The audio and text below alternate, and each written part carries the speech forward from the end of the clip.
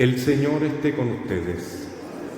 Evangelio de nuestro Señor Jesucristo según San Lucas.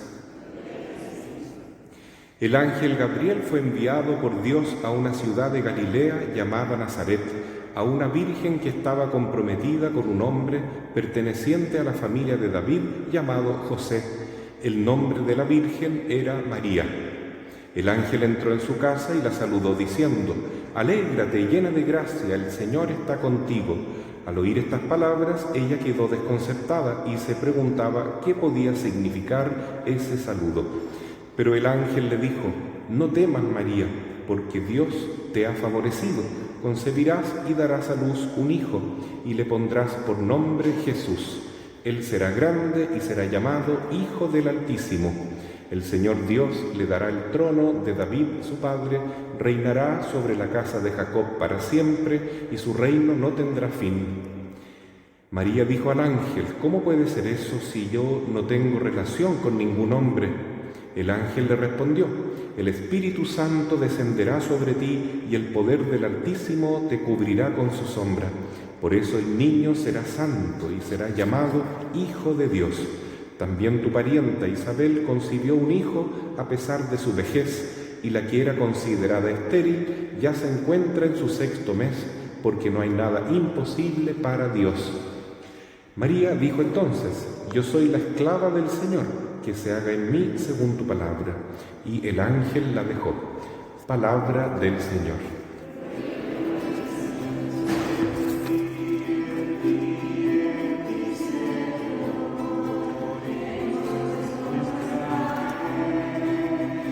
En ti, Señor, hemos puesto nuestra fe. Tomen asiento.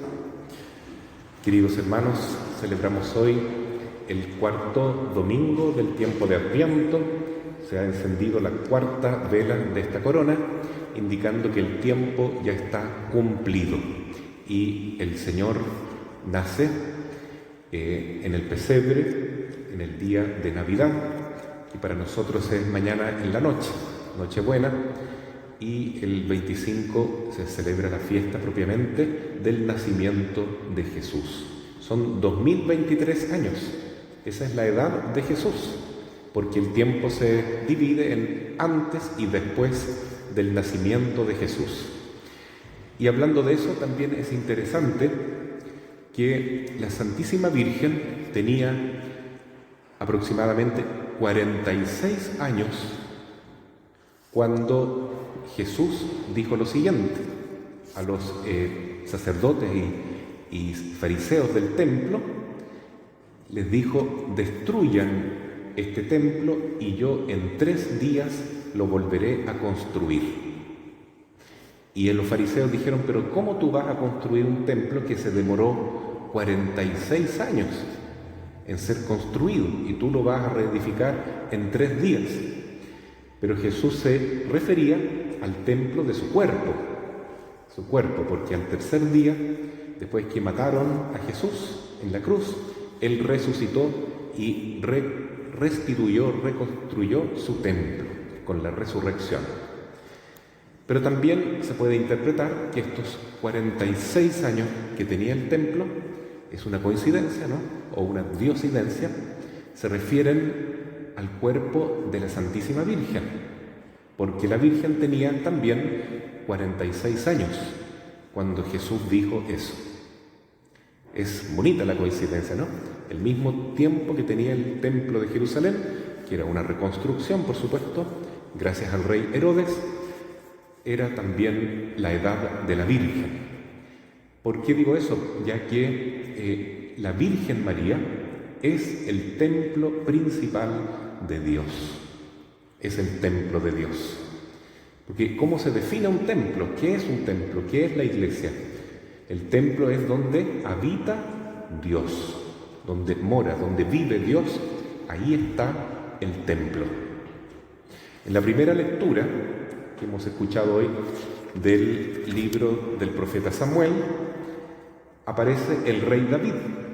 El rey David, que conquistó todo Israel, se convirtió en rey después de Saúl, y entonces se estableció en su palacio en Jerusalén. Y él sintió bastante vergüenza, pudor también, porque él vivía en un palacio muy lindo, pero el arca de la alianza, que era el signo de la presencia de Dios en medio del pueblo, estaba en una tienda de campaña.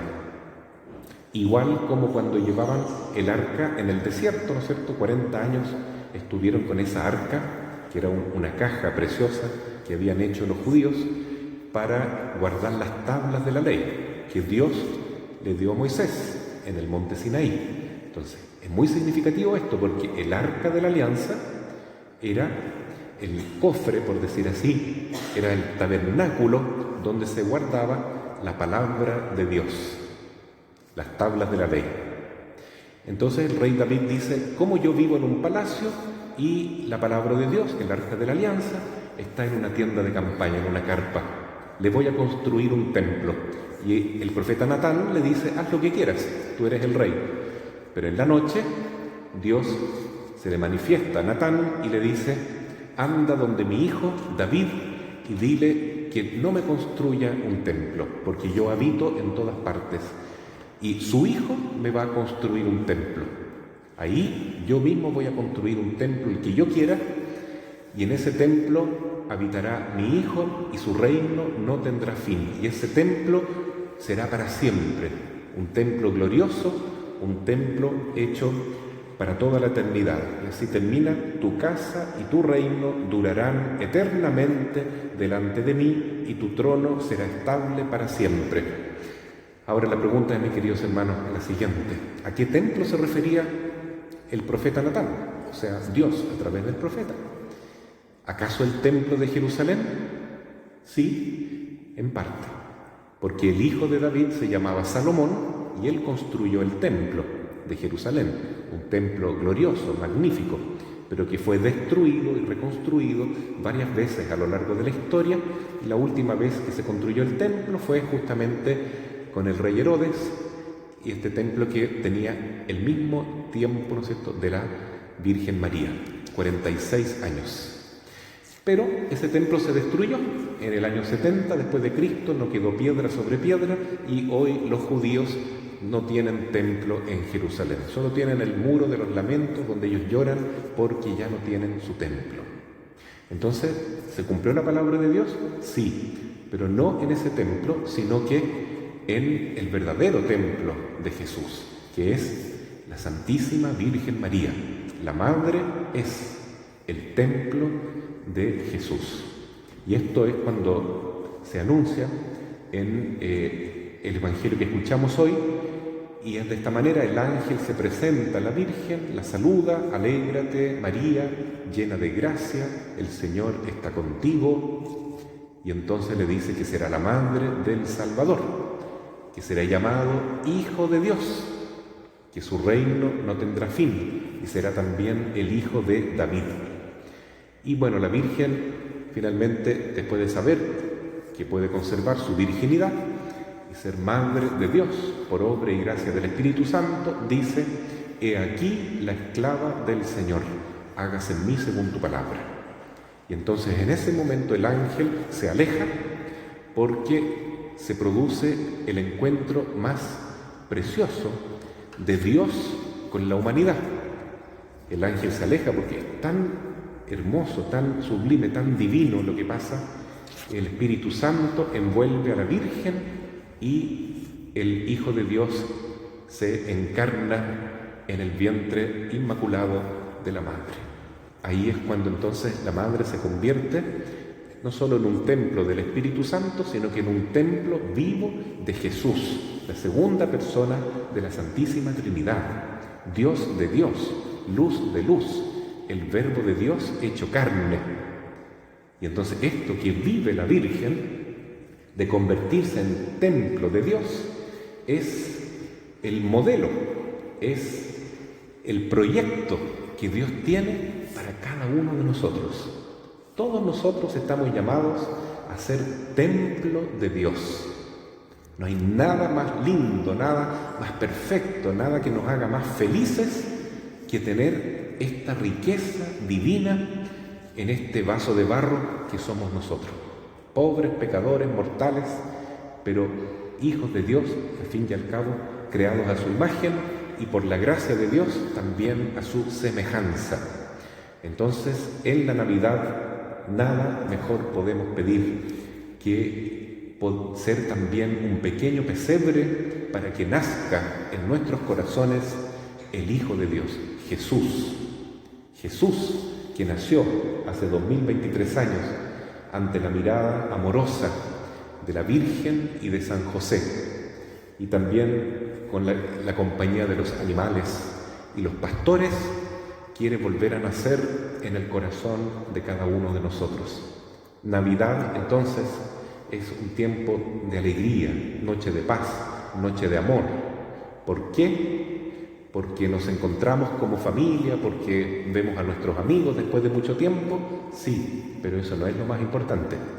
Porque comemos rico pan de Pascua, cosas muy bonitas, compartimos momentos agradables, intercambiamos saludos, regalos, sí, pero eso no es lo más importante, porque tenemos adornos navideños, sí, pero lo más importante es que Jesús quiere nacer en nuestro corazón y renacer nuevamente y convertirnos, igual que a la Virgen, en templos de Dios. Para eso tenemos que ser humildes, como un pesebre, y vencer la soberbia, el orgullo, depender mucho de nosotros mismos y vencer todos los otros pecados capitales. Hay que podar todo lo que sobra, todo lo que molesta y puede impedir la presencia de Dios y del Espíritu Santo en nuestros corazones. Pidamos hoy, entonces, que falta tan poquito para la Navidad, que realmente la podamos celebrar este año en forma muy espiritual, también con mucho amor a nuestros hermanos, porque el amor a Dios se debe traducir en un amor con el prójimo, especialmente con nuestros familiares, con las personas con las cuales estamos un poquito distanciadas, que nos podamos perdonar, que nos podamos amar y tener verdadera paz en nuestras vidas mediante la presencia de Dios, de la Virgen María y de San José. Así sea. Amén.